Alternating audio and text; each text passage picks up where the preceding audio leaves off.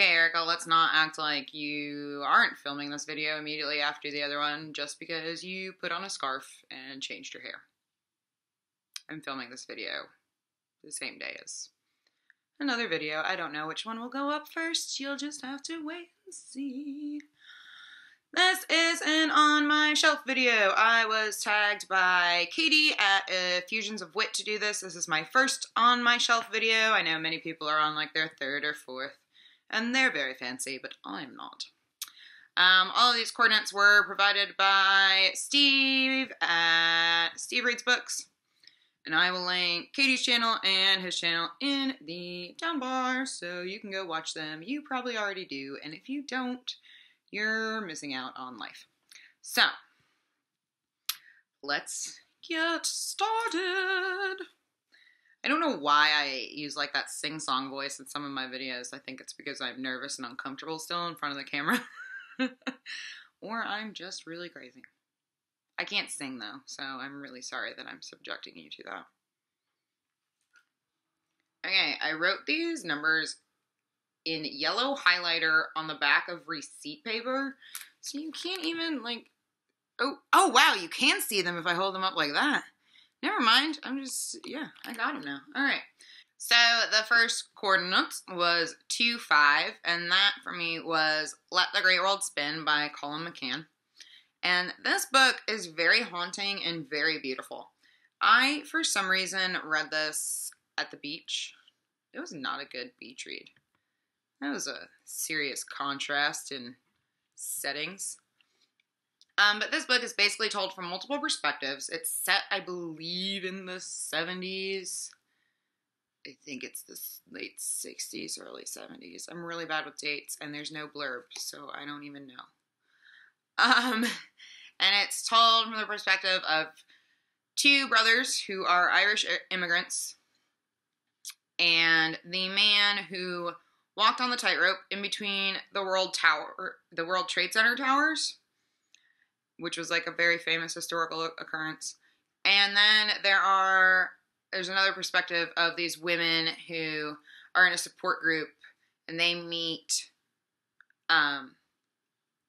it's a support group for mothers who lost sons in Vietnam. So it's really cool. I've never really seen such a good portrait of like 1970s New York. I feel like with New York, you either get present day or you get like the 20s. And so this was a cool like in between. And then, yeah, the cover's really pretty. Yeah, see, there's the little guy tightrope walking. It's really hauntingly beautiful. The prose is excellent. I've never read anything else by Colum McCann, but I really want to now. And I will someday. And that's the first book.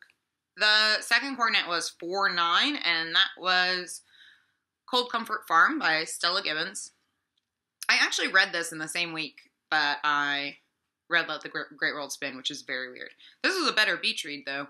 But still, I didn't love this book. I know a lot of people love this book, and I just don't think that I got the humor.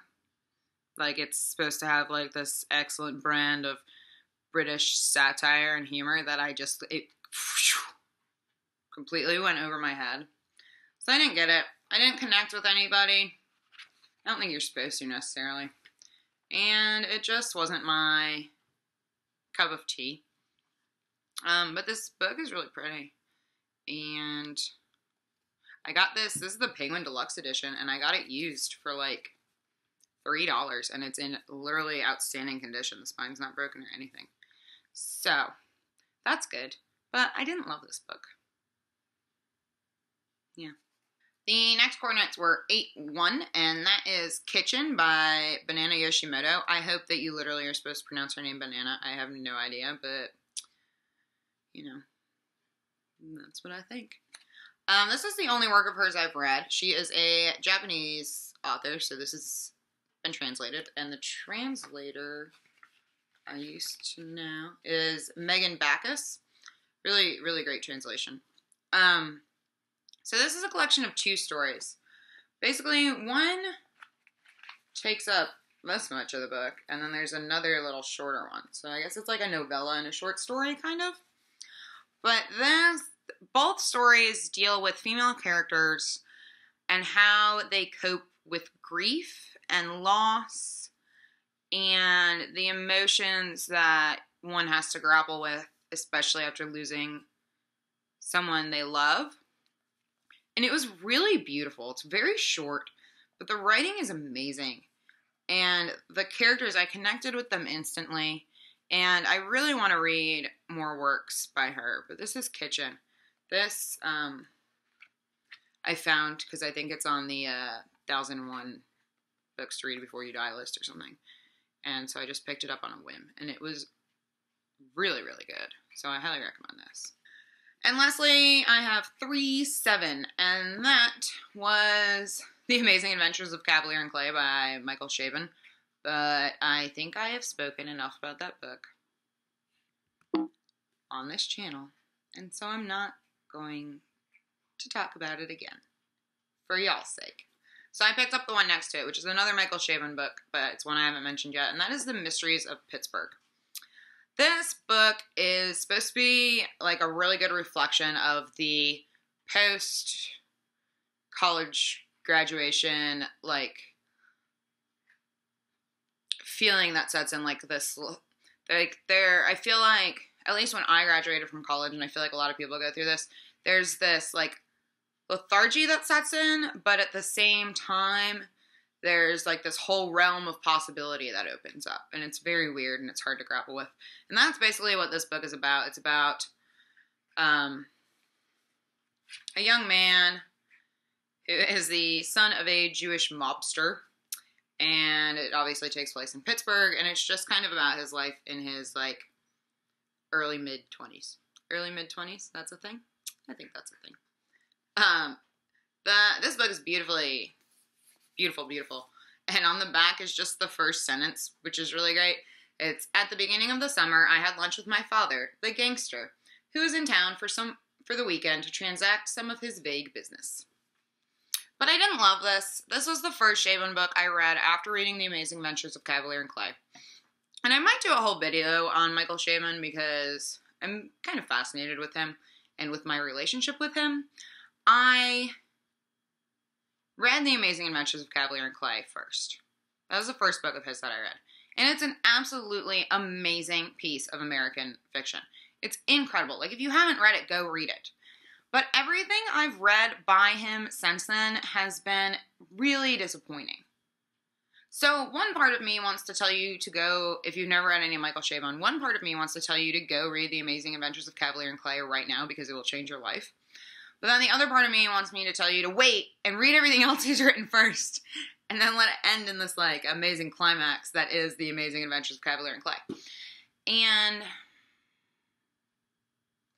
I have a hard time with that. So, I don't know. I think I gave this book 3 stars. It was just really disappointing after Cavalier and Clay. It's not a bad book. It was very cool. I do recommend it. If, like, the summer after you graduate from college, if you're grappling with, like, the crisis that comes with being a college graduate all of a sudden and not knowing what the hell you're going to do with your life, you should read this, because it's cool. But I think I came to it a little bit too late. I had graduated a few years previously, and a little late in that I had already read The Amazing Adventures of Cavalier and Clay. And so now I think everything that I read by Michael Chabon is going to perpetually live in the shadows of Cavalier and Clay. It's not a bad book, though. He's a great author. Great writer. Yes. So that is the On My Shelf video. I'm not going to tag anybody, but I will leave 4 coordinates in the down bar if you want to do this video. You can use those coordinates. And that's all.